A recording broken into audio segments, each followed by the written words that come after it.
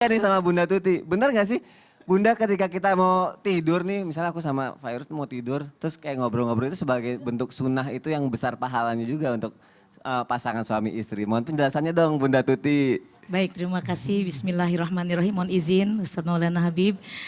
Bismillahirrahmanirrahim. Assalamualaikum warahmatullahi wabarakatuh. Waalaikumsalam warahmatullahi wabarakatuh. Alhamdulillahirabbil alamin wa bihi nasta'in ala umurid dunya waddin. Wassalatu wassalamu ala asyrafil anbiya'i wal mursalin sayyidina Muhammadin wa ala alihi wa sahbihi ajma'in, amma ba'du. Berbicara tentang berkomunikasi, itu adalah merupakan kegiatan manusia dari bangun sampai tidur. Itu adalah manusia tidak lepas dari komunikasi.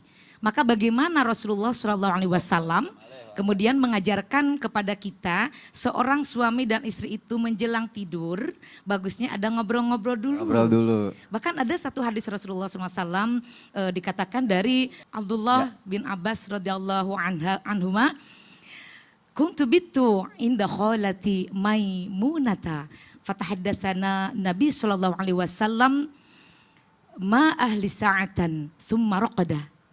Saat itu Abdullah bin Abbas radhiyallahu anhuma pernah menginap atau aku menginap di rumah bibiku, yaitu Maimunah. Maimunah adalah istri Rasulullah sallallahu alaihi wasallam, dan ketika itu beliau tuh mendengarkan Nabi beserta istrinya berbicara atau ngobrol-ngobrol, berbincang-bincang sesaat sebelum menjelang tidur. Nah, maka komunikasi atau ngobrol-ngobrol menjelang tidur ini betul-betul disunahkan.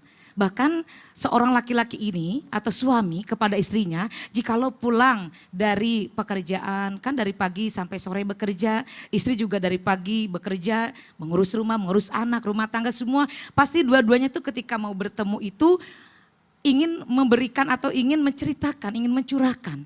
Maka disinilah seorang suami dan istri ini dianjurkan sebelum tidur, bagusnya untuk saling bercengkrama. Nah, itu komunikasi ya. Kalau anak sekarang bilangnya pillow talk ya. Iya gitu. Obrolan bantal gitu. Obrolan bantal. Jadi itu merupakan suatu quality time. Iya, jadi quality time itu tidak usah jauh-jauh, justru di tempat yang terindah lah suami dan istri. Tapi ketika kita berbicara atau ngobrol-ngobrol dengan suami, jangan sampai membuat rusak mood. Nah, artinya ada ungkapan-ungkapan yang ingin dicurhatkan kepada suami, tetapi kita tidak melihat situasi dan kondisi. Artinya kita juga tidak tahu kan suami seperti apa bekerja di kantor atau di jalan atau di lapangan kan.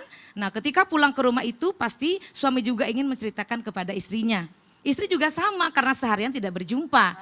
Nah, kecuali kalau saat COVID seperti ini, ada juga hikmahnya nih, banyak nih bertemu terus ya, komunikasi terus. Tapi carilah ungkapan-ungkapan atau tema-tema yang akan diperbincangkan ketika sebelum tidur itu tema-tema yang positif, yang rileks, yang enjoy, kalimat-kalimat yang membangun daripada kemesraan suami dan istri. Nah itu kan tipsnya. Jadi jangan ketika kita ingin curhat ada masalah nih di rumah, datang suami kan semestinya disapa dulu, dikasih minum dulu gitu ya. Ketika mau menjelang tidur langsung bicaranya apa yang ingin disampaikan, tidak pakai pikirkan dulu. Artinya suami juga ingin didengarkan, maka disitulah saling pengertian.